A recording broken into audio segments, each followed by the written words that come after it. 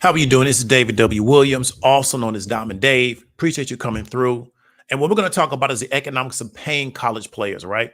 And I think this is going to be a really, really important video because what we're seeing now in college football is that there's been a large economic shift over the past 2 to 3 years in college football. And now we're starting to have discussions around paying college football players almost as if they're professional athletes. And it's not just the football guys, but it's also just college students all around the board. So if you look at that gymnast from LSU, she made millions of dollars while she was at LSU. And that was a good deal for her because based on her size, she's not going to be an Olympic gymnast. If you look at Olympic gymnasts, they're very tiny. They're very small people. Even though she's not a big woman, she still will be considered a petite woman. She's still too big to be an elite level Olympic gymnast, right? And therefore, as a result, her largest earning years would be in college. And so one of my biggest challenges I've always had against people saying that college athletes should not get paid is I always felt like because of the small amount of athletes in any sport, they're going to be able to do that professionally. For many of them, their largest earning years would be in college, right? And I felt like they should be able to maximize those earning years because we are in a quasi-capitalist system. And so I never understood why we take this one segment of our population and we say that your labor has to be compensated for what we state it can be compensated for, right? I just never really understood why they should not be able to seek out as many compensation opportunities for themselves instead of saying, well, if you're going to be a scholarship athlete at a college, you can only get these designated compensation areas. And anything out of that, we will kind of deny your ability to play as a scholarship athlete. But then you needed to play as a scholarship athlete to have an opportunity to play or play as a college athlete to have an opportunity to play at the next level. They would not even allow the athletes to be non-scholarship and still get paid, right? From the standpoint of where my compensation can be so great, I don't need the scholarship. They didn't want the athletes to get paid at all. And I felt like that was very contradictory to what they claim this system in America is all about, right? So that's what we're going to talk about. And I think this is really, really important because I think we're going to kind of talk about as we get later into this video, the reason why we have the current environment that we have now that a lot of people are complaining about, but I think it's to avoid another type of situation from a labor standpoint, right? So that's what we're going to talk about. So really quickly, the sponsor of the show is w.thehighestpaid.online.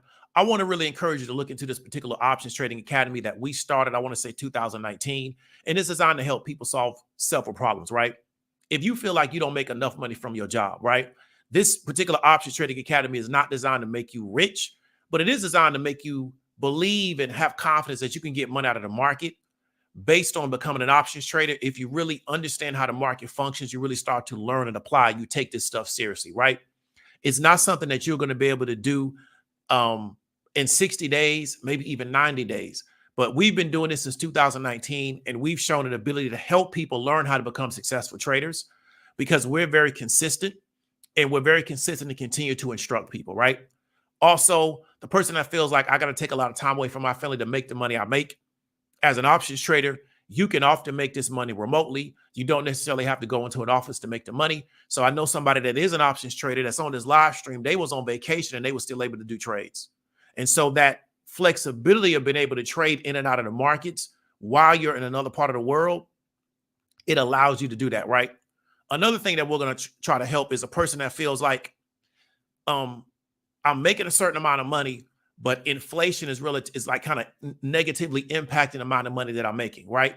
So what we really want to try to do is help people learn how to supplement some of their income by learning how to trade options and giving them something that they can be very confident about their ability to do it once they kind of understand how the space works and they're willing to put the time in to apply themselves. So really quickly, that's going to be the sponsor of the show. I want to really encourage people to look into that. We're getting ready to go into the end of the year, and many people are going to start out 2025 with the same goals they started out 2024 because they didn't act to do anything different during the year that was different than what they did in 2023. Now let's get back to the broadcast, right? So we're talking about the economics of paying college players, how the landscape has changed in college football.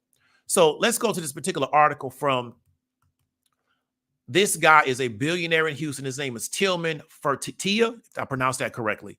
No, he came up in the restaurant game. He also owns some sports teams. I think he owns the Rockets. So he is on the board of regents for the University of Houston. And so he was saying that we got to raise a bunch of money for NIL. If we don't raise money for NIL, we're not going to be successful. These college athletes are no different than basketball players. Why would a kid want to come out and be playing in the G League or as a two-way player when they can make staying in college and playing for the Houston Cougars, right? So that's his argument for why we need to pay. Then he says, it's crazy. This is how much college athletics has changed. So now you can scratch your head and say, do we really need to be spending $140 million on a football facility? Or should we take that money from all these donors and use it on NIL? If you talk to college athletes today, they don't care about their building anymore. They care about how much I'm getting paid. So that also tell you what kind of different world we're living in. Think about it, because you know what they would tell you, give me that money. And what he's trying to communicate to really the donors, but also to the UH community, is that we have to start thinking about how we're going to pay these players, because why would they go to the G League, right? Or why would they go somewhere else, maybe to Europe or somewhere else, if they could make money playing for the Houston Cougars and stay here? And so he's really trying to figure out, how do I incentivize athletes to want to play for the Houston Cougars and want to stay in the city and continue to add value to our situation? We have to figure out a way to financially compensate them. And so this is what we're talking about, is that this landscape has changed. And I really think it will benefit the people in college football to go with the program as opposed to going against it. Because I think by trying to go against it, they're going to get left in the dark, right? So what we want to talk about is a specific situation really based around this particular athlete to kind of illustrate what we're talking about, right? But the biggest thing is, what I want you to understand is the economic piece to it. Because a lot of people, because they may not necessarily understand it, they don't think their audience will understand it. They're going to talk about everything else because, that's kind of based on how their channel is set up. And so the goal of this particular video is to help you understand basic supply and demand and how it's impacting college football. And what I mean by basic supply and demand is that how demand and supply for something shifts, and how the producers and the demand around something shifts, and it shifts people's perception of how much they should get paid and how they should get compensated for what they're doing. So when you go into the job market, there's a specific demand for what you do. That demand often will shift how much you get paid. And if that demand changes, it will change how much you get paid. Then the amount of people that supply what you do can also change the demand for what you do.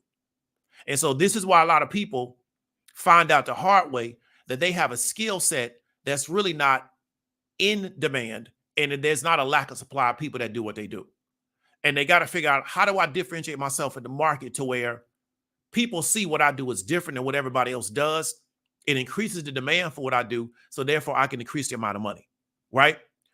When you are playing a sport that is in very high demand like football, and you have a skill set like playing quarterback that a lot of people can't do, you are in a different position in the market than a lot of people. It's very similar to a baseball pitcher. If you are a top tier baseball pitcher, you can write your own ticket. Why? Because very few people can pitch at a major league level.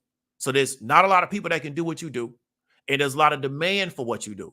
So then therefore you can write your own ticket.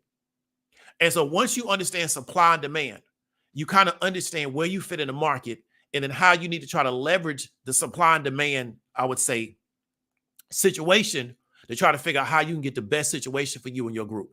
And I'm not saying be greedy, but what I'm saying is understand it. So this is why I tell people all the time, there's a reason why when we're talking about the Fed and they keep talking about unemployment and how many people are looking for jobs and how many people are looking to hire, because the Fed understands if we have less people looking for jobs, right, than the actually jobs available, what we have to do now is raise what we're going to pay people just to get them to come to work, because they're not looking for work. So we got to now incentivize them to work. What that can do now is increase inflation, right? So when the Fed talks about part of their mandate is to manage unemployment, it doesn't mean to put everybody to work. It means just what they said. Their job is to manage unemployment. They want a ratio of jobs open to people looking for jobs. They're not really there to make it to where everybody has a job. You can't run an economic system like that. And so once you come to the cold reality that in a man-made system, it's not designed to employ everybody, then you have a better understanding of what's going on around you, right? Somebody is not going to have a job because the system doesn't work if everybody has full employment.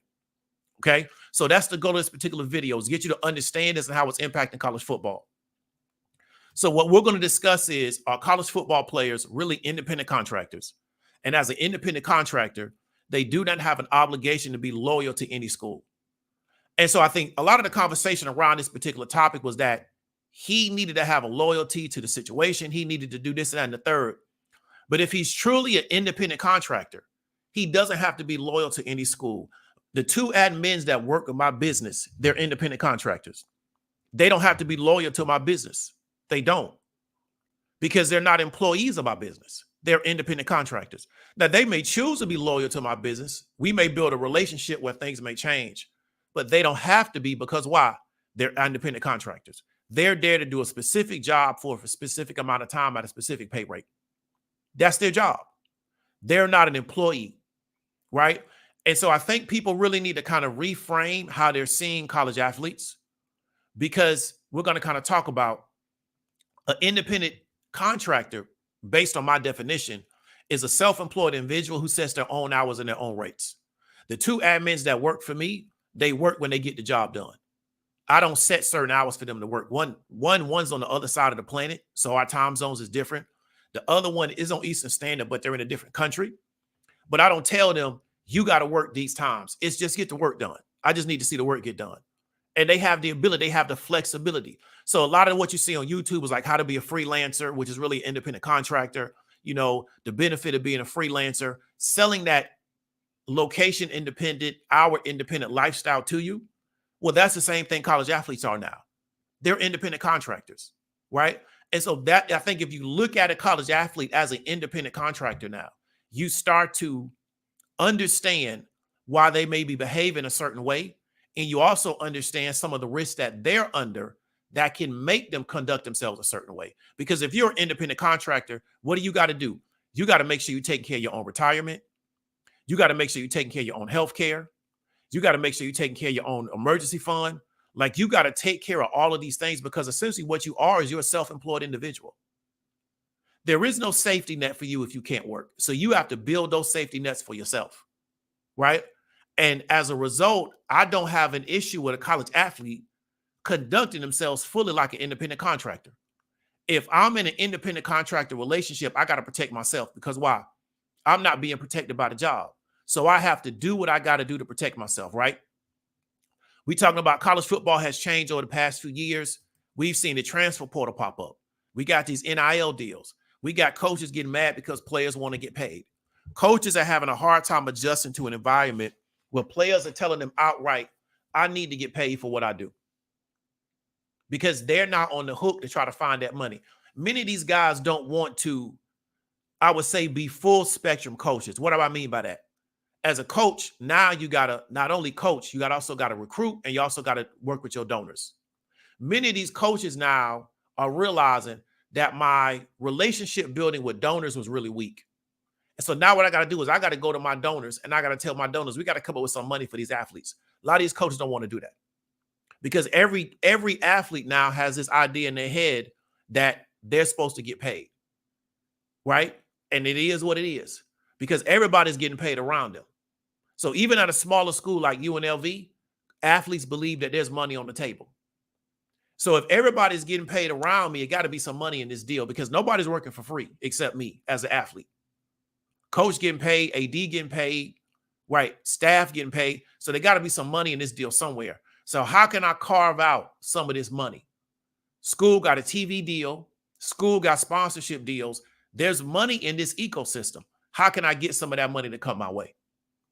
But you see now, people always get mad when the athlete tries to figure out how they're going to get paid. Everybody else can get paid except the athlete.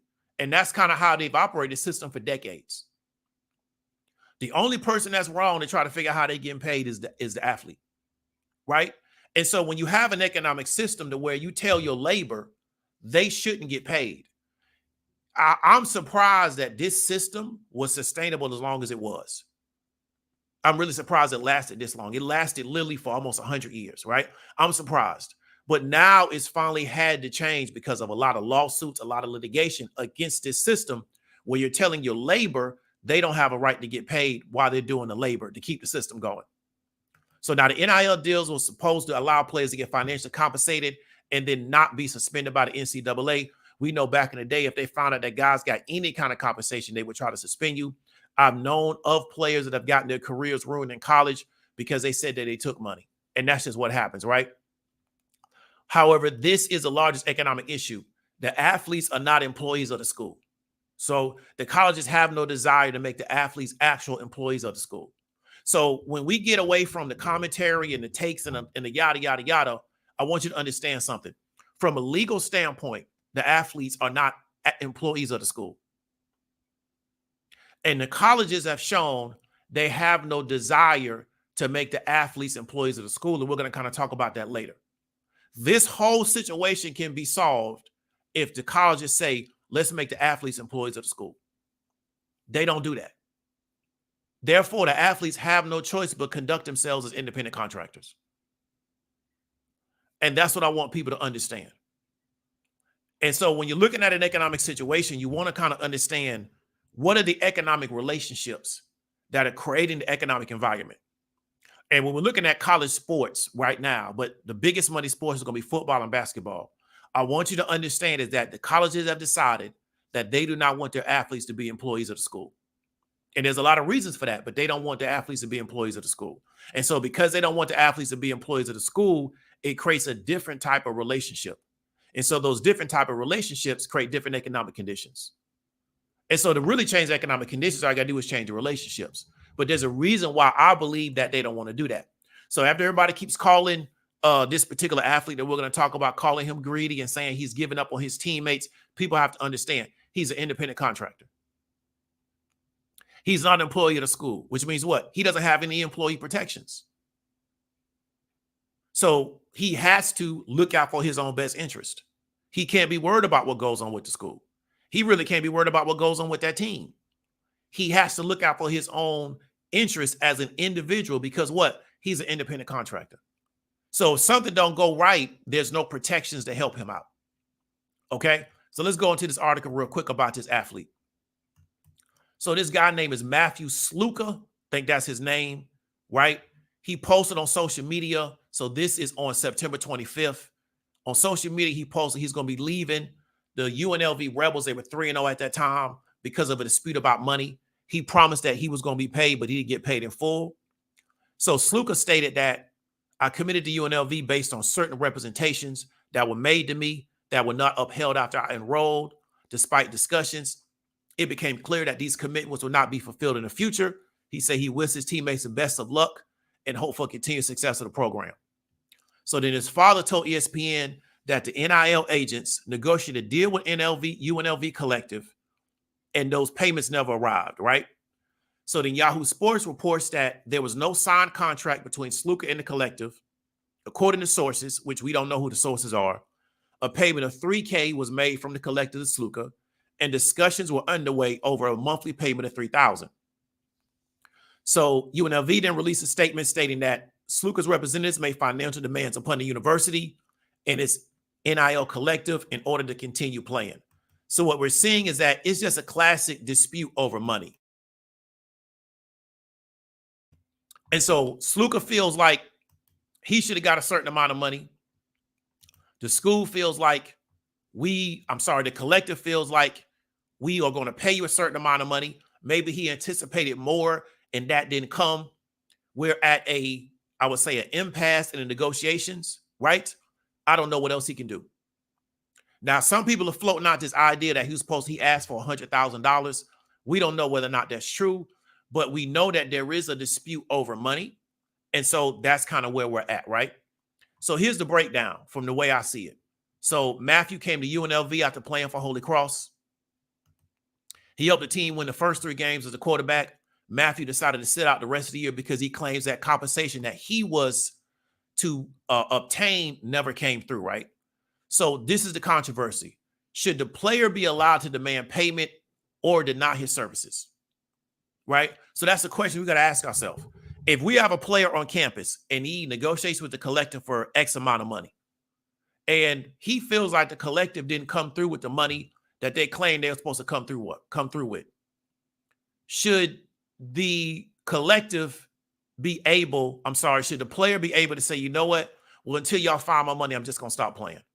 Because one of the benefits of what he's doing is because he only played the first 3 games, I believe that he still can apply for a red shirt, which means what? He can go to another college next year.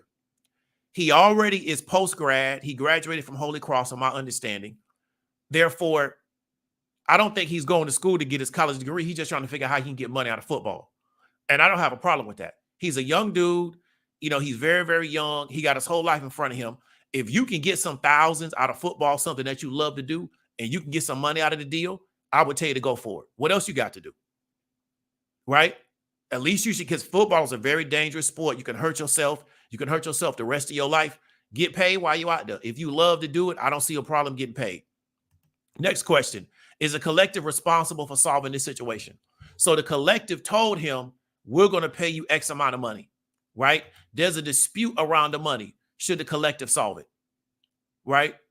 And I think that's what people don't want to look at. If the collective is telling these athletes, we're going to pay you, and then all of a sudden there's a shortfall in the money because maybe somebody can't find the money, or maybe they feel like, hey, you're not worth it anymore. Should they be on the hook to solve the situation? Because what the schools are doing, the colleges are smart. They're running everything through the collective. So if something goes bad, they're not on the hook for it. So they're separated from it. So in a dispute like this, should we look for the collective to solve the problem? Will college football be destroyed because players not can move so freely? And I think that's one of the biggest challenges that a lot of people are having. Historically, if you transferred, you had to sit out some time to be able to get back in. What we're seeing now is that football players are having the ability to move around a little bit more freely. And I think coaches and a lot of people that I call like the old guard of football, they have an issue with that. But freedom of movement should be allowed for everybody that's a laborer.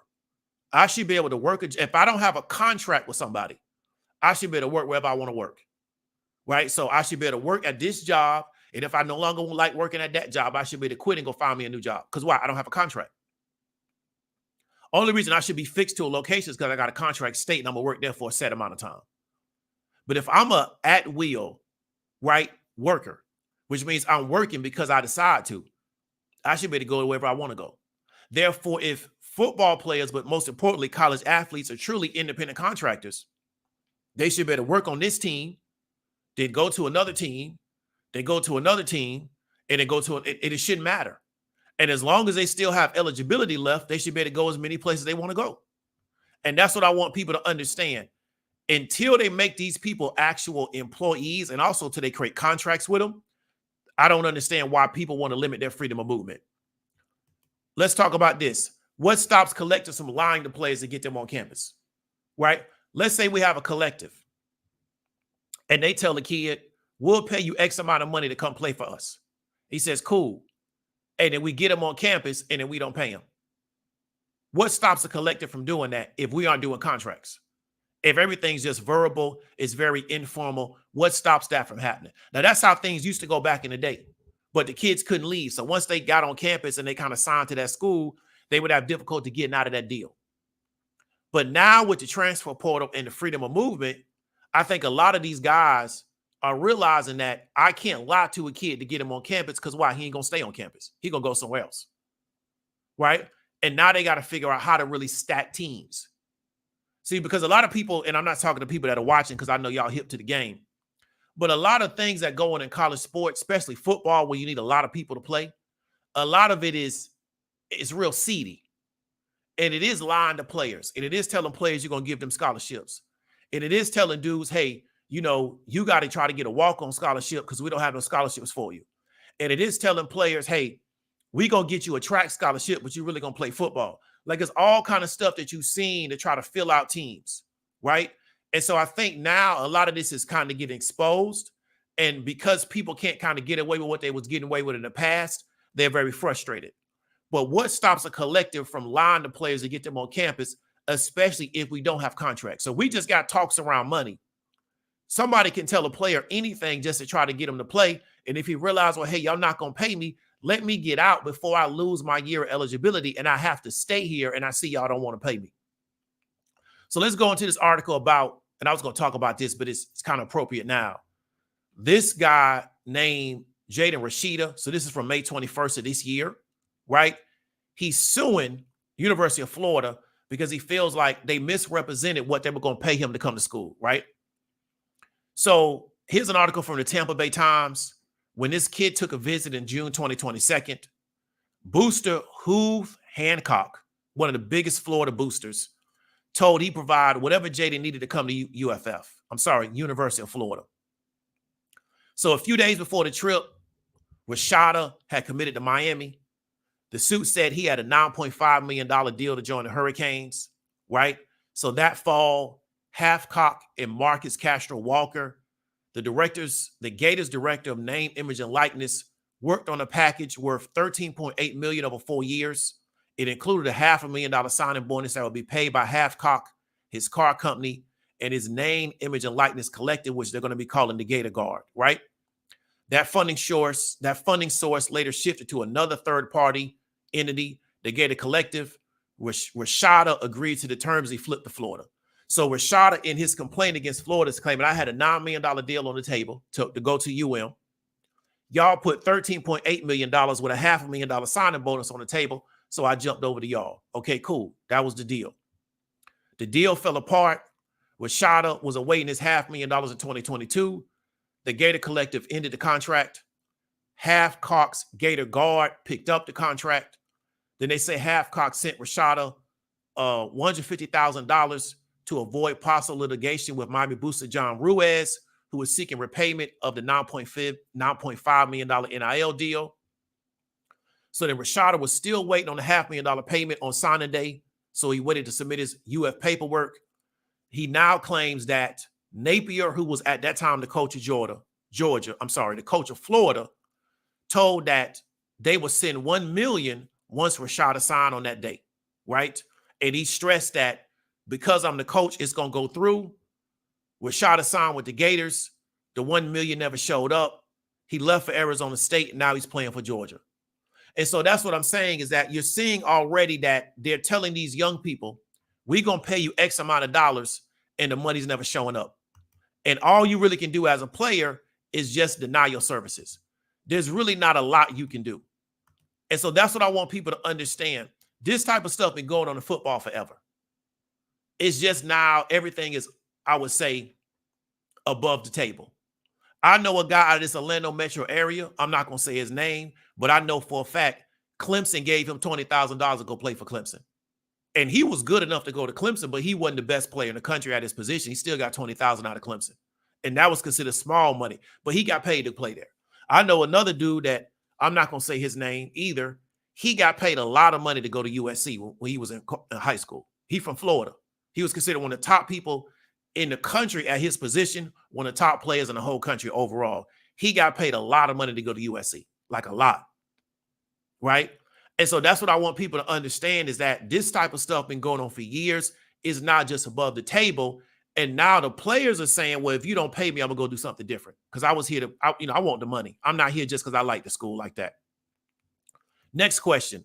Is the fear of a union the real reason why the colleges will not make the athletes employees? Because I think this is the real reason. I think the colleges are so fearful, right, that if we actually make these players employees, they're going to unionize. Because once they unionize, they're going to have a problem. Why? There's so many college athletes, it's ridiculous. Now, once they unionize, they can go in there collectively bargain and make the NCAA provide certain things to them. And so I think this is why the colleges want to keep these kids as informal employees or independent contractors, even though it's creating a whole bunch of mess, is because they worried about them unionizing. Because if they unionize, they're going to have a whole different type of problem. Because now as unions, they're going to be able to go after the game money, right?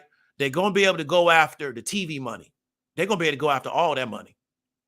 And that's what they don't want them to do. Because even though with this NIL stuff, it's still a small part of the real money. The real money is the TV money, right? The real money is the bowl money. That's the real money. And they don't want those athletes as a group going after that money. They don't want that. Because that's where the real money is. The real money is that NCAA tournament money. That's where the real money is at. And so what they're trying to do is figure out, how can we just give them a little something that they'll be happy with so they don't come after that real money, which is them bowl games money. You know, I'm living in the Orlando metro area. these games down here, the SEC championship, they don't want them going after that money, right? That's a different type of money. Georgia and Alabama going to play today. You know how big that game going to be? They don't want them going after that kind of money. That's a different type of money, right? This dude, Sluka, fighting over a few thousand, right? Maybe 100,000. That's small money to the type of money that's really in this deal. So what they doing is they going to say, well, we're going to give y'all this money to try to keep y'all cool so y'all don't never wise up and come after this real money that's really out here for us, right? I watched UM play Virginia Tech last night. That was a big game. It was on television. That's real money, right? So they don't want the group of players going after that real money. So they're going to separate everybody, make everybody independent contractors. You got no bargaining power as an independent employee, right? So they don't come together as a group and try to figure out how we can go get after this real paper. And so that's my only commentary this whole video. Is the real reason why college football and these schools are doing what they're doing is because they don't want these players to unionize and come after that real money, because it's real money. I mean, people would blow their mind how much money is actually in college football. It's ridiculous. It's billions and billions and billions of dollars. They can literally play everybody. Every football player can in the NCAA can easily get paid minimum $50K just because you own the team. It's that much money in college football. But because they don't want to give up and they don't want to give these kids, these young people, access to none of that money, they're going to spoon feed them this NIL stuff, right? But if these kids ever realize how much money is in football, this 13 million, this 19 million, that's small money. Because you know it's small money if they can produce it. See, this is one thing you always got to understand as a person that worked for somebody else. If they can produce the money, it's not big money.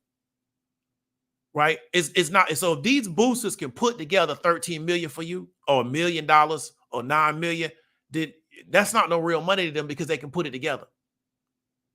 You understand what I'm trying to tell you? And that's what I want people to really realize is that, in my opinion, they're trying to hide how much money is actually in there.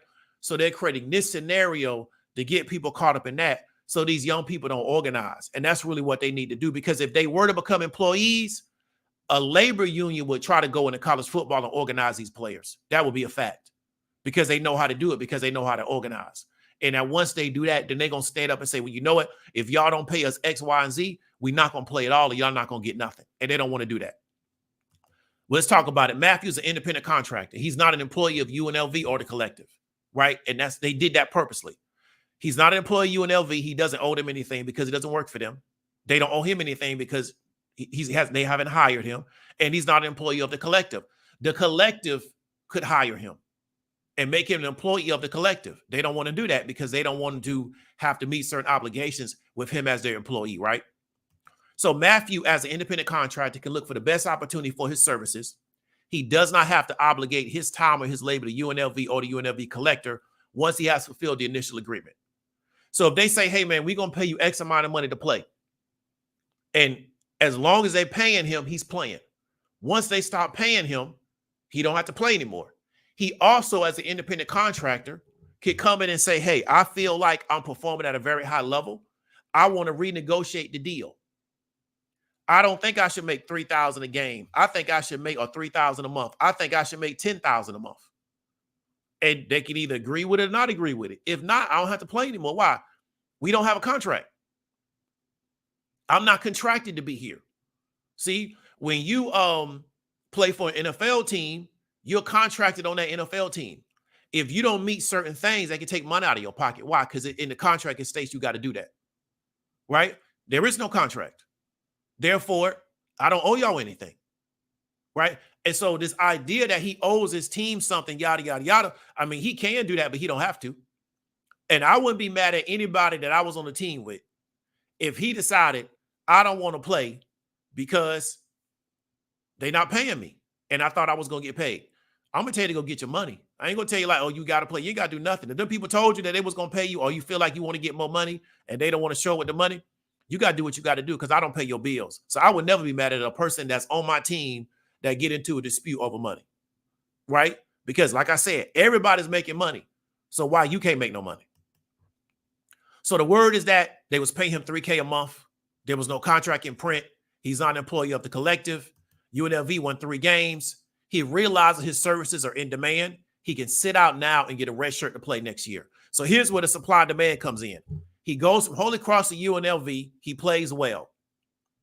I believe that him and his team know I can go to another college next year and still get picked up. So if UNLV don't want to act right, why stay here? That's what I believe happened. Because we talked about supply and demand. There's not a lot of people in this country that can play quarterback at a certain level. They can't. He went to UNLV. He made it look good. So that means what? There's opportunity for him out there somewhere else. He's not going to the NFL. So he's just a college player. I don't have a problem with him maximizing his college opportunity. Go somewhere else and play. Now we come to the supply and demand issue. There's a small amount of people that can do what he can do. If he feels like there's demand for what he does somewhere else, I would encourage him to go take it, right? Collective could not find the money to make him change his mind. He denies his services, which is his right. College football refuses to see athletes as employers, and as a result, they have pushed athletes into independent contractor status, right? We talked about before. I don't believe they want employees to become, I don't believe they want to turn athletes into employees because they don't want people to unionize. And so as a result, because they don't want people to unionize, they're going to have to deal with a lot of freedom of movement, a lot of guys coming in and out, a lot of guys quitting and starting, a lot of guys transferring to multiple schools over a shorter period of time. I was watching the game last night. This one dude has been playing football. This could be a typo. I'm telling you, I thought this dude had been playing football for 9 years. This dude got to be almost 30 years old playing football, but the rules allow him to do that. I say you need to be like, I don't know how this dude not the best player in college football. You almost 30 years old. You playing a bunch of youngsters, but it is what it is. But I'm telling you, I may be incorrect. He playing for Miami. I think his last name might be McCormick. Man, this dude been playing football for 9 years. But the rules allow you to do that. They allow so much freedom of movement. You just could go everywhere you want to go because you're an independent contractor, right? And so that's what I want you to understand. So the last point is the old guard needs to study basic supply and demand economics and the free market principles that they claim to love to get up to speed on how the market works. But I know they're not going to do that. And that doesn't really fit the tone of their channel and the audience that they're talking to, right? But if everybody's talking about they don't want government regulation. They don't want government making rules on stuff. They love to live in freedom. Well, how come you don't want the athlete to have the same freedom that you claim you want? Right? Sluka should better go wherever he want to go and play for whoever who want to pay him or whatever situation works for him. He shouldn't be held to any school. Why? He's free. Just a free market. So if he can play for UNLV and after 3 games he say, man, I'm not feeling this, and then he can go play for, I don't know, Arizona State next year, and they're going to pay him more money, he still got his eligibility. It is what it is.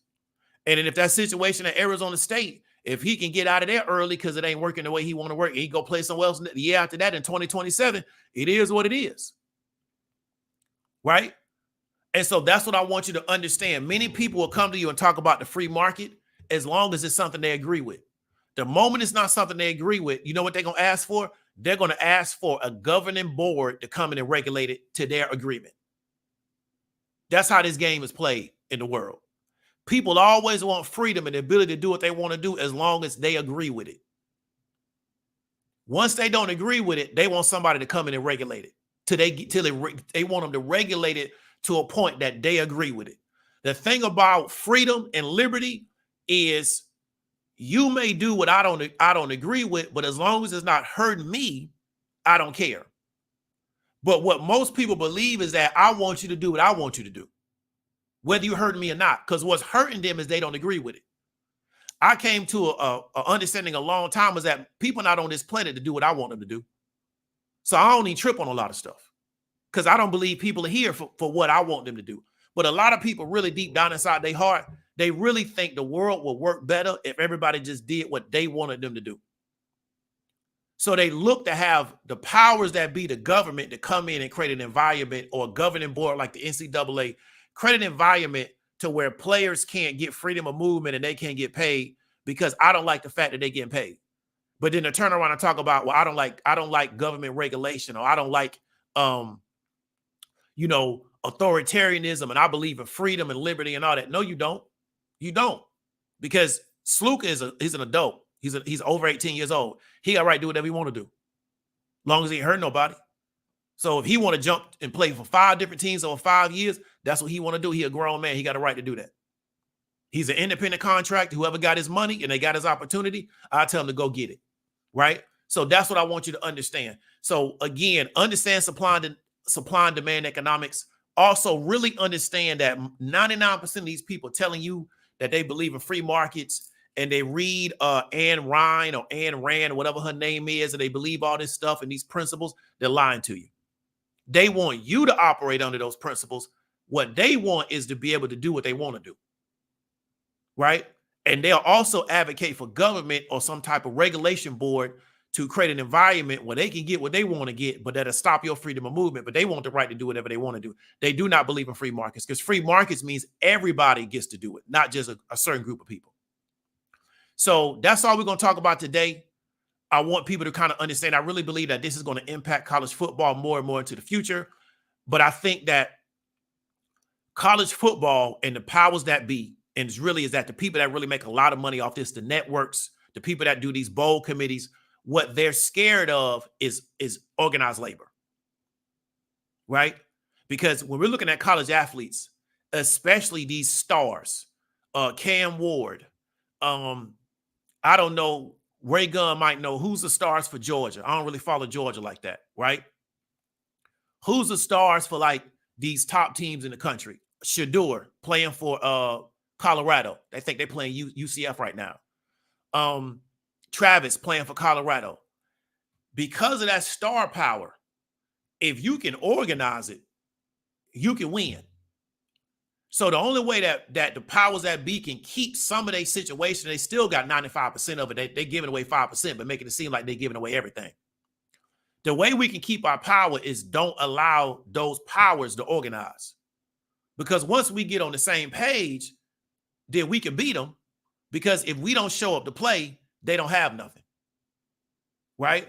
So that's what I want y'all to understand, is that the goal is to separate people.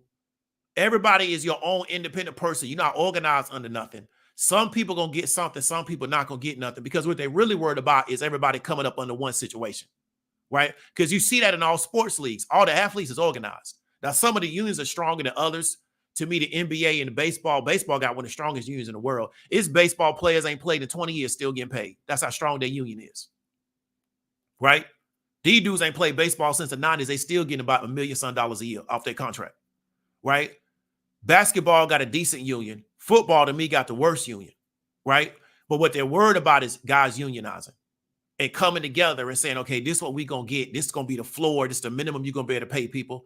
This is the maximum that we're willing to take to make sure everybody got some money in the pot. But what you're not going to do is allow y'all to just separate everybody and dog people out and do it, because that's really what they want to do. That's how these systems work.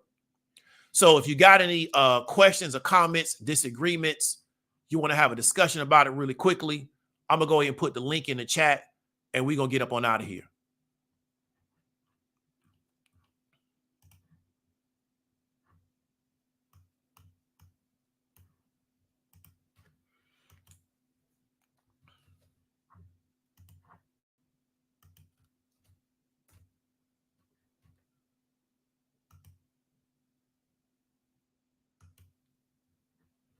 Okay, that's pinned. Let's get to it.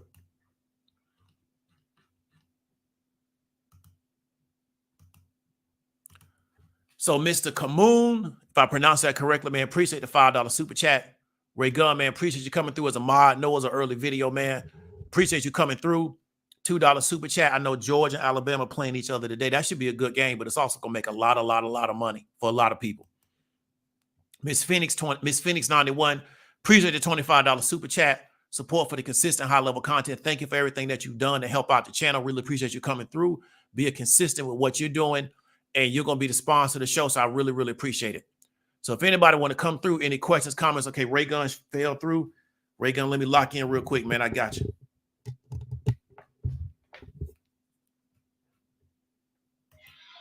What's going on, man? Can you hear me, brother? I can hear you, man. How you feel? Hey, man, I'm blessed, man. I'm feeling outstanding. Just real quick story. I worked with the individual well, we do business. Let me put it that way. Okay. At my job, his son currently plays for UGA. He's a backup. Let's say he's second, third string. Probably gets between 30 to 35 snaps currently a game. This young man is getting paid $12,000 a month. Okay. 12 that Yeah. hasn't scored. I think I don't even think he scored a touchdown this year. He played, but it just shows you how much money is in that current system right now. A Yeah. backup Definitely. to a backup getting 12 a month. Yeah. His brother is currently a 5-star recruit. And obviously, I mean, you already know, they making things happen for his brother already in high school. Yeah. As a 5-star recruit. Yeah. So the amount of money out there is astronomical. I just don't think people understand. It's ridiculous amount of money, man. So I believe, and real quick with your boy Cam Ward, he literally said the reason he's at currently right now is because of his NIL deal. I believe that. I believe that. And I ain't mad at him neither. Yes, that's why he decided to go there. But once again, man, awesome breakdown. And just real quick, man, I saw your post, man, and I realized there's no way with our little storm here in Atlanta, there's no way I could be a Buccaneer. So salute to everybody from Florida. Everybody for Florida, man. Nothing but respect for y'all, man. All right. Hey, brother, you enjoy the rest of your Saturday, black man. Okay, man. Take it easy, man. Be safe. Yes, sir. Yes, sir. All right, peace. All right. So big up to Ray Gunn, man, for coming through. Also big up to Ray Gunn for being a mod on a very, very consistent basis. And I know I was going to ask him to line on the Georgia-Alabama game, but we'll get to that later. They got a real, real big game. And so that's what I was saying. Like, Atlanta's really set up for these big events, even though I know that game's probably going to be out in Athens. But it's so much money in that system. It's just ridiculous. I mean, it's ridiculous, ridiculous, ridiculous. And I think a lot of people don't understand because, they're just coming in as fans of the game. But what we're seeing, especially with football, is that the football program is financing all the other sports programs because that's how much money is coming in. And I also talked about that. Yeah, so I just think that may be hidden. And so some of the numbers that he was talking about, like that one guy, he making more money than most people making working 9 to 5s. And he a youngster. You know what I'm saying? So he touching real paper. And I ain't mad at him. He need to make that money. Georgia got the money for him. Trust me, they got it. SEC schools, especially Florida, Georgia, Alabama, they got it. Texas, now they got it. If you playing for Texas, you should be getting broke off because they got it, right? But at the same time, that's a small part of a real, real big pie. So we ain't taking nothing away from the young man. He getting his paper, but that's a small part of a real big pie. But like I said, they're giving them that small part so they don't go look at that big pie because that pie over there real. It's a big cake over there. And they cutting slices out, and they not cutting them players the slice that they should be getting. They should be getting almost half the cake, right? So appreciate Ray Gunn for coming through with the commentary, man. It's gonna be a big game of football. I wonder what the Colorado UCF game. A lot of people got UCF beating Colorado. I gotta see how that go. Tori and Dreams, man. Appreciate the $4.99. Miss Mimi Roberts, man. Appreciate the $10 super chat. Appreciate it. So if anybody else want to come up, we're gonna read some of these comments. We're gonna get up on out of here, right? And y'all ain't seen nothing till college basketball getting ready to start up. That tournament, the biggest thing in the world. It's so much money on that tournament between the sponsors, the TV, Vegas. It's so much money. That's why dude playing for UNLV. It's no reason why UNLV don't have a big school. They just lazy because you know how much money's in Vegas. UNLV literally should be like Alabama. They should be like Alabama or Georgia. You know how much money's in Vegas?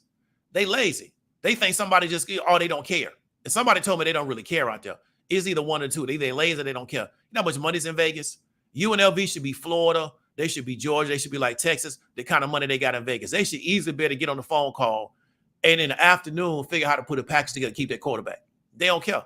So if they don't care, I'm Sluka. I don't care neither. I'm out of here. I'm going to go somewhere I get my paper.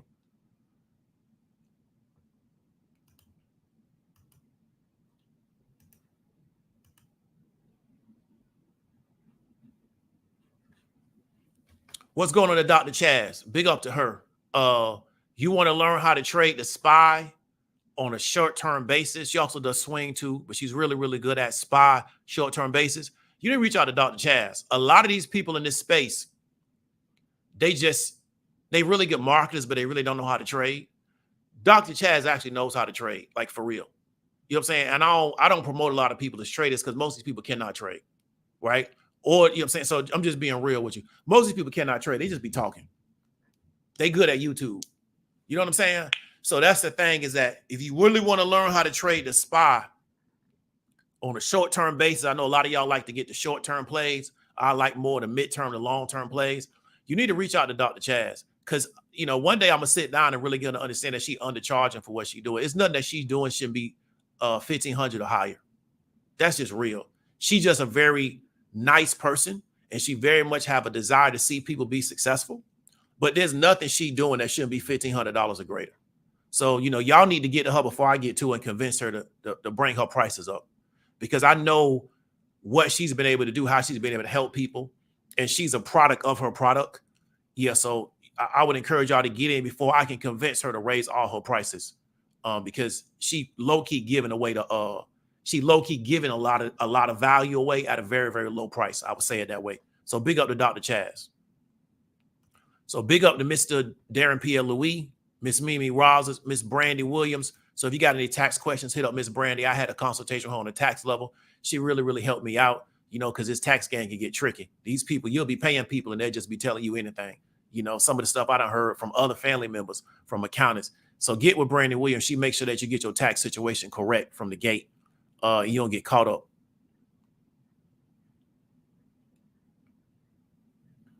So Ms. Mimi says, pay the young man. They work hard, been bringing in tons of revenue. Been watching this situation for about 20 years. I feel you.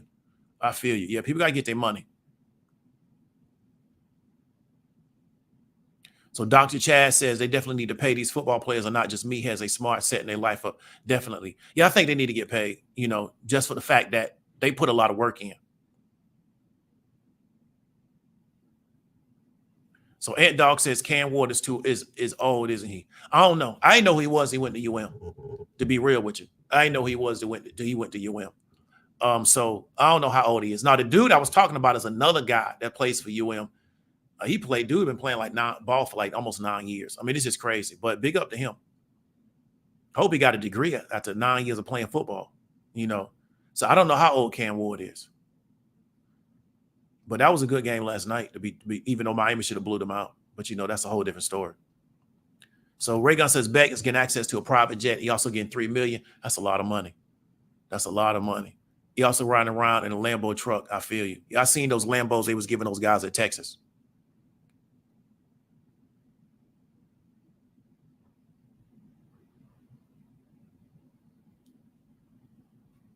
And Dog says GA over Bama. Yeah, I see that. Because really, GA really is Bama, you know, for people that's savvy. Because they know, they really understand what Kirby really did. You know what I'm saying? You know, but that's what you're supposed to do. You know, you're supposed to learn the game and then go and build your own situation. So that's really what Kirby did. You know what I'm saying? So he didn't do nothing wrong. He learned the game and then he went and created his own situation. So really, GA over Bama, because GA really is Bama. You know, if you look at those teams, when Alabama was at its peak and Georgia right now at their peak, it's not a lot of difference in the teams. There's not like the style of play is different, or it's just really same type of football. You know what I'm saying? So Kirby did what he was supposed to do. He learned how to actually do it a certain way at a high level. He went to a school that had the money to recruit. They had the appeal. They had the facilities, and they got the NIL money to pay people. And he did the same thing. So I ain't mad at nobody. So GA having their run right now. They on a run because they probably win it this year. Long as, you know, they don't have no slip-ups. AKW Beats, appreciate the $5, man. Says pay the players. Cam was a top 5 pick. UM coach is a great recruiter, bad coach. Yeah. They should have. Yeah. How old is Cam? That's the question. To me, that's going to kind of determine his draft status. How old is he? I heard he played for like Western Washington or something. I don't know what school he came out of, but he transferred. But I wonder what's his age, right? But we'll see how it goes. I think Cam is a better quarterback than Shedeur, but Shedur's younger, I believe. I could be wrong. I may be 100% incorrect. I think he's a better quarterback than Shedeur, but I thought Shedeur was younger. but I don't know. What's her website? I'm not sure, but it is Know Better, Do Better Consulting. So you can find it on Instagram. It's Know Better, Do Better Consulting. And you also can find Dr. Chastity Sandidge on Instagram. So you can just reach out to her directly, DM her. Y'all can link up and do what y'all got to do. So she's on Instagram. I know because I follow her. I think she got 2 Instagram pages, right? So it's Know Better, Do Better Consulting and also Dr. Chastity Sandidge on Instagram. So reach out to her, and take it seriously and follow her instructions. And I'm very confident you're going to come out on top. So appreciate everybody for coming through. Know it's going to be a good game of sports. Look like, the weather done finally got a little bit better. So I want to encourage everybody to stay safe this weekend so you can make it through the weekend. Y'all stay safe, and I'll talk to y'all later.